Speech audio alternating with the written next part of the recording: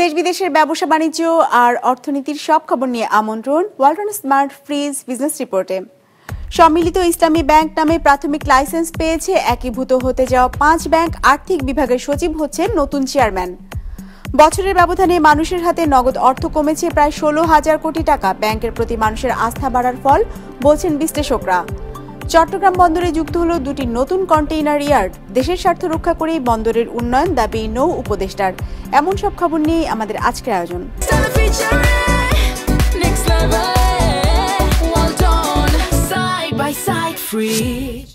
সম্মিলিত ইসলামী ব্যাংক নামে প্রাথমিক লাইসেন্স পেয়েছে একীভূতকরণের প্রক্রিয়া থাকা শরিয়া ভিত্তিক 5 ব্যাংক। রোববার রাতে বাংলাদেশ ব্যাংকের বিশেষ অনলাইন বোর্ড সভায় ব্যাংকটির নামে লেটার অফ ইন্টেন্ট LOI এর অনুমোদন দেওয়া হয়। এই ব্যাংকের নতুন চেয়ারম্যান হচ্ছেন আর্থিক প্রতিষ্ঠান বিভাগের সচিব নাজমা মোবারেক। আর্থিকভাবে বিপর্যস্ত শরিয়া ভিত্তিক 5 ব্যাংককে একীভূত করার অংশ হিসাবে পরিচালনা পর্ষদ ভেঙে অকার্যকর ঘোষণা করে বাংলাদেশ ব্যাংক গেল 5 নভেম্বর। এবার একত্রিত 5 ব্যাংককে সম্মিলিত ইসলামী ব্যাংক নামে প্রাথমিক লাইসেন্স দিল কেন্দ্রীয় ব্যাংক। সোমবার লাইসেন্সের বিষয়ে কথা বলেন বাংলাদেশ ব্যাংক মুখপাত্র। জানান, গভর্নরের নেতৃত্বে বিশেষ অনলাইন বোর্ড সভায় সম্মিলিত ইসলামী ব্যাংক নামে LOI এর অনুমোদন দেওয়া হয়েছে। এই 5টি ব্যাংক মার্জ হয়ে তার মালিকানা সাময়িকভাবে রাষ্ট্রের হাতে পৌঁছাবে। তবে রাষ্ট্র 5টি ব্যাংককে একীভূত করে একটি নতুন ব্যাংক সৃষ্টি করবেন এবং মার্জারের জন্য রাষ্ট্র বা সরকার ঘোষিত যে ভর্তুকি দেওয়ার কথা, ক্ষুদ্র আমানতকারীরা 2 লক্ষ টাকা করে যাতে তাৎক্ষণিকভাবে পায়, সেই ব্যবস্থা এই অ্যাকাউন্টের প্রাপ্ত অর্থের মাধ্যমে পরিশোধ করা হবে। মুখপাত্র আরও জানান, শরিয়া ভিত্তিক নতুন এই সরকারি ব্যাংকের বোর্ডের চেয়ারম্যান হচ্ছেন আর্থিক প্রতিষ্ঠান বিভাগের সচিব নাজমা মোবারেক। একই সঙ্গে থাকছেন আরও 7 জন পরিচালক, যাদের মধ্যে সরকারের পক্ষ থেকে 5 জন এবং বেসরকারি খাত থেকে 2 জন। রাষ্ট্রীয় মালিকানাধীন ব্যাংক হিসেবে কাজ করবে। অবশ্যই সরকারের প্রতিনিধিরাই এই ব্যাংকগুলিতে থাকবে। সেখানে যেটা সম্পূর্ণ কাজ যেহেতু আর্থিক প্রতিষ্ঠান বিভাগ করছে, স্বাভাবিকভাবে আর্থিক প্রতিষ্ঠান বিভাগের সচিব মহোদয় এখানে থাকবেন অর্থ মন্ত্রণালয়ের অর্থ বিভাগের সচিব। এভাবে সরকার বিভিন্ন মন্ত্রণালয়ের যাদের সাথে ব্যাংকিং সেক্টরের সম্পৃক্ততা রয়েছে তাদের প্রতিনিধিদের সমন্বয়ে এই বোর্ডটা ফর্ম করবে। আর ব্যাংকের বড় আমানতকারীরা চাইলে তাদের আমানত শেয়ারে রূপান্তর করতে পারবেন, এমন সুযোগ রাখা হয়েছে বলেও জানান কেন্দ্রীয় ব্যাংকের মুখপাত্র। একরামুল ইসলাম খান, বিজনেস রিপোর্ট, মাছরাঙ্গা টেলিভিশন। মানুষের হাতে নগদ টাকার পরিমাণ কমেছে। 1 বছরের ব্যবধানে ব্যাংক ব্যবস্থার বাইরে নগদ কমেছে 16,000 কোটি টাকার মতো। বাংলাদেশ ব্যাংকের হালনাগাদ প্রতিবেদনে এমন তথ্য উঠে এসেছে। বিশ্লেষকরা বলছেন, সঞ্চয়ের মাধ্যম সংকুচিত হওয়ার পাশাপাশি ব্যাংকের প্রতি মানুষের আস্থা বাড়ায় কমেছে নগদ অর্থ। তবে সামনের দিনে নির্বাচনকে কেন্দ্র করে আবারও ব্যাংক ব্যবস্থার বাইরে নগদ টাকার পরিমাণ বাড়তে পারে। দেশের মানুষের হাতে কমছে নগদ অর্থের পরিমাণ। বাংলাদেশ ব্যাংকের হালনাগাদ তথ্য বলছে, চলতি অর্থ বছরের আগস্টে দেশের ব্যাংক ব্যবস্থার বাইরে নগদ অর্থের পরিমাণ ছিল 2,76,494 কোটি টাকা। আগের বছর একই সময় যেখানে ছিল 2,92,434 কোটি টাকা। সে হিসাবে বছরের ব্যবধানে মানুষের হাতে নগদ অর্থের পরিমাণ কমেছে 15,940 কোটি টাকা। এখন যেহেতু সেন্ট্রাল ব্যাংক কিছু কাজ করছে, তার মাধ্যমে কিছুটা হলো মানুষের মধ্যে আশা জাগাচ্ছে যে না, ব্যাংকগুলো ঠিক হচ্ছে, ব্যাংকগুলোর উপরে আস্থা রাখা যায় এবং সেই জন্য হয়তো এই টাকাটা ব্যাংকে আসছে। আমার মনে হয় সেই কারণে হয়তো আমার মনে হয় যে এই আস্থার ব্যাপারটা যে ফিরে আসছে বলে হয়তো এই আমরা দেখতে পাচ্ছি যে কারেন্সি আউটসাইড ব্যাংক কমে আসছে। নগদ অর্থের পরিমাণ কমার বিপরীতে বাড়ছে ব্যাংক আমানতের হার। বাংলাদেশ ব্যাংকের হিসাবে চলতি বছরের জুলাই শেষে দেশের তফসিলি ব্যাংকগুলিতে আমানতের পরিমাণ ছিল 18,80,108 কোটি টাকা। আগস্টে যা বেড়ে দাঁড়ায় 19,04,740 কোটি টাকা, অর্থাৎ মাসের ব্যবধানে আমানত বেড়েছে 24,632 কোটি টাকা। আর 2024-এর আগস্টে আমানতের পরিমাণ ছিল 17,31,260 কোটি টাকা। সে হিসেবে বছরের ব্যবধানে ব্যাংকে আমানতের পরিমাণ বেড়েছে 1,73,000 কোটি টাকার মতো। এই সময় আমানতের প্রবৃদ্ধি হয়েছে 10.43%। জনগণের কাছে কিন্তু এখন যেমন আগে একটা জিনিস ছিল যে তাদের অনেকগুলো এই বিনিয়োগের কিন্তু ক্ষেত্র অনেকগুলো ছিল, যেমন সঞ্চয়পত্র বিনিয়োগের একটা বড় ক্ষেত্র ছিল। সেই ক্ষেত্রটা কিন্তু এখন সংকুচিত হচ্ছে, কারণ সরকার কিন্তু এই সঞ্চয়পত্রে বিনিয়োগকে খুব একটা উৎসাহিত করছে না, বরং নিরুৎসাহিত করছে। কাজেই এখন কিন্তু এই যাদের হাতে কিছুটা হলেও সারপ্লাস অর্থ রয়েছে, কাজেই তারা কিন্তু এই ব্যাংকগুলোতেই রাখছে, কারণ ব্যাংকগুলো এখনও কিন্তু মোটামুটি একটা ভালো সুদ হার দিচ্ছে। বিশ্লেষকরা বলছেন, মানুষের হাতে এখন নগদ টাকা কমলেও নির্বাচনকে কেন্দ্র করে সামনের মাসগুলোতে তা আরও বাড়তে পারে। নির্বাচন পরিচালনা করার জন্য নির্বাচন কমিশন তাদেরকে প্রচুর অর্থ ব্যয় করতে হবে। আমাদের নির্বাচনে যারা অংশগ্রহণকারী হবে তারাও তো প্রচুর অর্থ ব্যয় করবে। কাজেই এই কারেন্সি আউটসাইড ব্যাংক যেটা বলছেন, আগামী মাসগুলোতে এটার পরিমাণ কিন্তু অনেকটাই বৃদ্ধি পাবে। তথ্য বলছে, সবশেষ 2024 সালের নির্বাচনের আগে ব্যাংক খাতের বাইরে মানুষের হাতে নগদ অর্থের পরিমাণ বেড়েছিল প্রায় 14,000 কোটি টাকা। রায়হান শোভন, বিজনেস রিপোর্ট, মাছরাঙা টেলিভিশন। চট্টগ্রাম বন্দর অবকাঠামোয় যুক্ত হলো নতুন দুটি কন্টেইনার ইয়ার্ড, ফলে বন্দরের কন্টেইনার রাখার সক্ষমতা বাড়ল আরও 15,000 একক। সোমবার Laldia container yard, Taltala container yard এবং বে টার্মিনালের পরিবহন টার্মিনাল উদ্বোধন করেন নৌ উপদেষ্টা। এ সময় তিনি বলেন, দেশের স্বার্থ রক্ষা করেই বন্দরের উন্নয়ন করা হচ্ছে। চট্টগ্রাম থেকে নাজমুল সাদেকের রিপোর্ট, ক্যামেরায় ছিলেন সঞ্জীব দেবাবু। দেশের আন্তর্জাতিক বাণিজ্যের প্রবেশদ্বার চট্টগ্রাম বন্দর ক্রমবর্ধমান অর্থনীতির সাথে পাল্লা দিতে 2030 সালের মধ্যে 40 লাখ একক কন্টেইনার হ্যান্ডলিংয়ের বড় চ্যালেঞ্জ এই বন্দরের সামনে। সেই চ্যালেঞ্জ মোকাবেলায় চট্টগ্রামের লালদিয়া চরে প্রায় 14 একর জায়গার উপর নির্মাণ করা হয়েছে নতুন কন্টেইনার ইয়ার্ড, যেখানে রাখা যাবে 20 ফুট আকারের প্রায় 10,000 কন্টেইনার। নতুন তালতলা কন্টেইনার ইয়ার্ড ও আগের XY শেড মিলে রাখা যাবে বাড়তি 5,000 কন্টেইনার।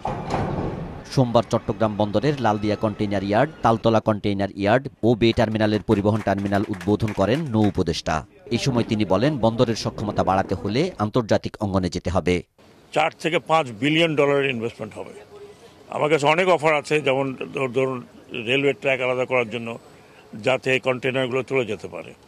এখন এইগুলো যদি আমরা উপলব্ধি না করি, আমরা যদি ছোট ছোট নিজের স্বার্থ এবং অন্যদের স্বার্থ নিয়ে কথা বলি আর ধোঁয়া তুলি, কারণ দেখেন বিশ্বে আমি যত গিয়েছি সরকারিভাবে, আমি যেখানে যাই সেখানে পোর্ট দেখি, সিঙ্গাপুর থেকে শুরু করে একেবারে আপনার ডেনমার্ক পর্যন্ত আমি পোর্ট দেখেছি। বেশিরভাগ পোর্টই কিন্তু অপারেটর দ্বারা পরিচালিত। এই সময় বন্দর চেয়ারম্যান জানান, নতুন ইয়ার্ডগুলো থেকে পণ্য ডেলিভারি পুরোদমে চালু করা গেলে বন্দরের সক্ষমতা 40% বাড়বে। পাশাপাশি বন্দরের পরিবহন সক্ষমতা বাড়াতে রেল এবং নৌ যোগাযোগের উপর গুরুত্ব দেওয়া হচ্ছে বলেও জানান তিনি। আমাদের যে কার্গো ডিমান্ড আছে সেটা অনুসারে আপনার 2035-এ আমাদের প্রায় ডবল কার্গো হ্যান্ডলিং করতে হবে। তার মানে কি আমাদের এখন একটা ডেডিকেটেড রেল ফ্রেট সার্ভিস থাকতে হবে, যেখানে শুধু only for cargo and containers. এইটা একটা বিষয়। আর একটা হলো আপনার ইনল্যান্ড ওয়াটার ট্রান্সপোর্টেও আমরা বাড়াইতে চাচ্ছি, যেটা আপনার পানগাদে আমরা শুরু করছি এবং ভবিষ্যতে আরও আইসিটি হবে। বন্দরে বিদেশি অপারেটর নিয়োগ নিয়ে বিভিন্ন পক্ষের আন্দোলন বিষয়ে সাংবাদিকদের প্রশ্নের জবাবে উপদেষ্টা জানান, দেশের স্বার্থহানি হয় এমন সিদ্ধান্ত নেওয়া হবে না। সেই সাথে বন্দরের ট্যারিফ বৃদ্ধির বিষয়ে আদালতের নির্দেশনা অনুযায়ী সিদ্ধান্ত নেওয়া হবে জানান উপদেষ্টা। আমাদের দেশের ক্ষতি করে বা আমার বন্দরদের আর্নিং ক্ষতি করে এপিএম টার্মিনাল কেন, যে কোনো টার্মিনাল অন্য আরও বড় শক্তি আসলে আমরা দেবো না। ট্যারিফ নিয়ে বৈঠক আমি করতে এসেছিলাম, আপনারা জানেন, কিন্তু আদালতের কারণে আমি আর এটা নিয়ে আগাচ্ছি না, কারণ আদালতে 1 মাসের স্থগিতাদেশ দিয়েছে। সেই স্থগিতাদেশের মধ্যে আমি এটা নিয়ে কথা বলতে চাইব না। পরে নৌ উপদেষ্টা বন্দরের কাস্টমস অকশন শেড ও XY শেড এলাকা পরিদর্শন করেন। নাজমুল সাদেকি, বিজনেস রিপোর্ট, মাছরাঙা টেলিভিশন।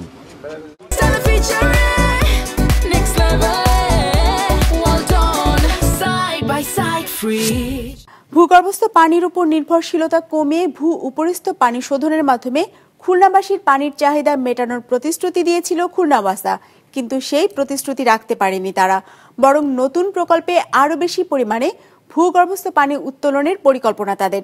SM মিলনের ক্যামেরায় মোস্তফা জামালের রিপোর্ট।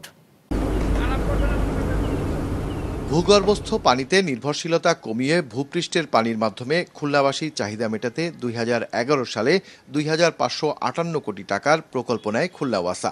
2019 সালে প্রকল্পের কাজ শেষ হয়েছে, শুরু হয়েছে পানি সরবরাহ। কিন্তু ওই প্রকল্পেও 40টি গভীর নলকূপ ও পাম্প বসিয়ে পানি তুলছে ওয়াসা। এবার নতুন পানি সরবরাহ ফেজ 2 প্রকল্পে নদীর পানি শোধনের পাশাপাশি আরও 75টি গভীর নলকূপ ও পাম্প বসানোর পরিকল্পনা করছে ওয়াসা। তা দিয়ে প্রতিদিন গড়ে 1 কোটি লিটার আর গ্রীষ্মকালে 5 থেকে 10 কোটি লিটার পানি তোলার পরিকল্পনা তাদের।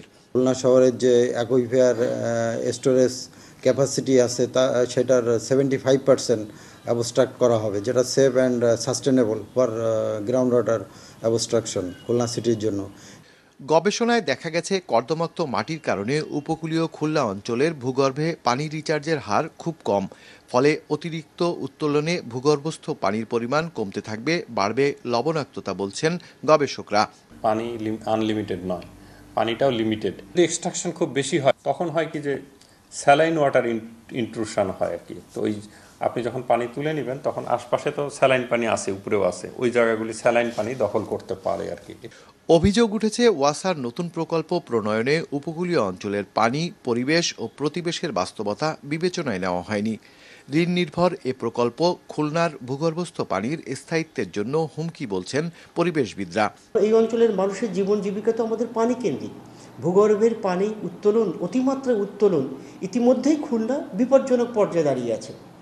সেখানে ওয়াসা যদি আবার এরকম একটি উদ্যোগ নেয় সেটি নিঃসন্দেহে হতাশাজনক না, এ প্রকল্পটি বন্ধ করে দিতে হবে। প্রশ্ন আরও গভীরের যে কারা এই প্রকল্পের পিছনে ছিলেন, ওয়াসা কি শেষ পর্যন্ত ঋণ বাণিজ্যের ফাঁদে পড়ল? এটি একটি বড় জিজ্ঞাসা আমাদেরও। ভূগর্ভস্থ পানির উপর বাড়তি নির্ভরতা খুলনার পানি সংকটকে সাময়িকভাবে কমালেও দীর্ঘমেয়াদে তা পরিবেশ ও মানব জীবনের জন্য ভয়াবহ হুমকির কারণ হয়ে উঠতে পারে। মোস্তফা জামাল, বিজনেস রিপোর্ট, মাছরাঙা টেলিভিশন।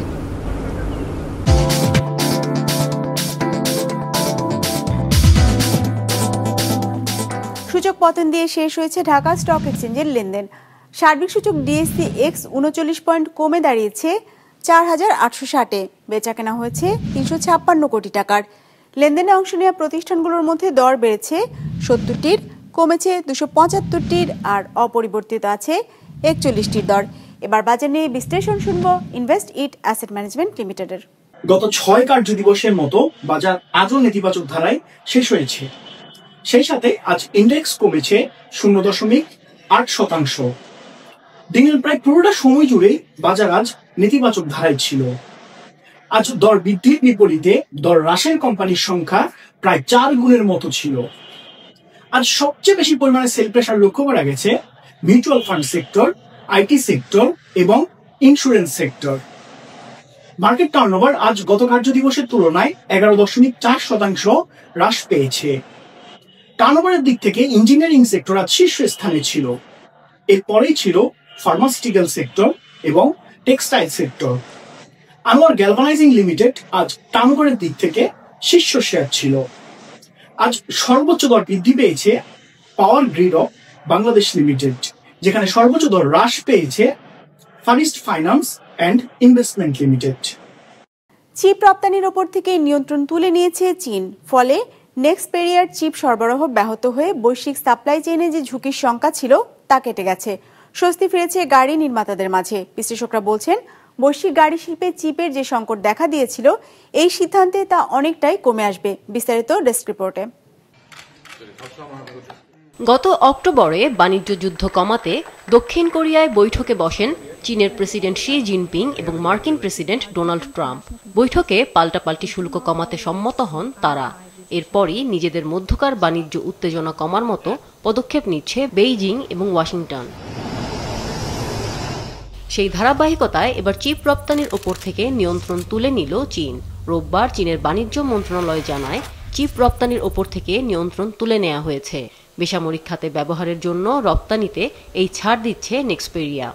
এমন পদক্ষেপে বিশ্বব্যাপী গাড়ি নির্মাতাদের মধ্যে চিপের ঘাটতি নিয়ে উদ্বেগ কমল।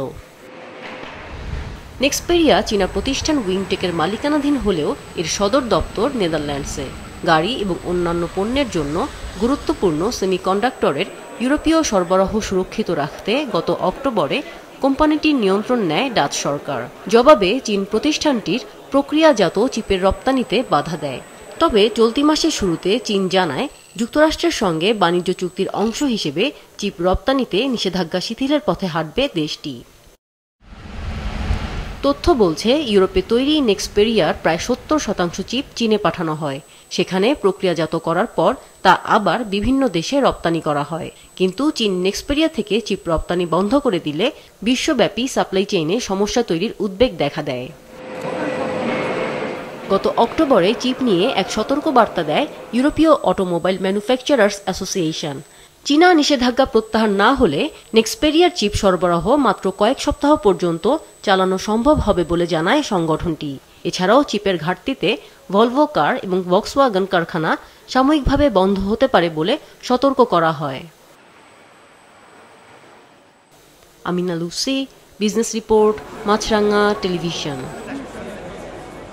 দর্শক, আমাদের যে কোনো পর্ব নিজেদের সুবিধাজনক সময় দেখতে সাবস্ক্রাইব করুন বিজনেস রিপোর্টের অফিসিয়াল ইউটিউব চ্যানেল। ফেসবুক পেজে লাইক দিয়ে আপডেট থাকুন ব্যবসা বাণিজ্যের আলোচিত সব ঘটনা সম্পর্কে। আর আপনাদের মতামত জানান কমেন্টস অথবা ইনবক্সে।